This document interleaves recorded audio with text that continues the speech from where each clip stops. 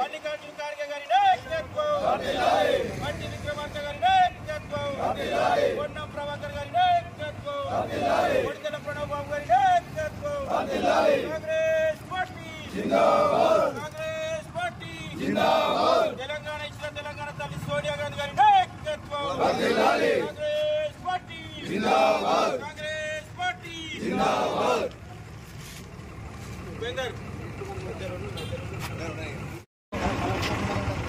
Congress party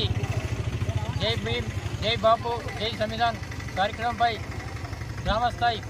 party అధ్యక్షులు, మండల స్థాయి బ్లాక్ కాంగ్రెస్ జిల్లా అధ్యక్షులతోని ఏదైతే హైదరాబాద్లో ఎల్బీ స్టేడియంలో ఏర్పాటు చేసిన మీటింగ్కు పెద్ద ఎత్తున వేలంక మండలం నుంచి వెళ్ళి తరలి వెళ్ళడం జరుగుతుంది. ఈ యొక్క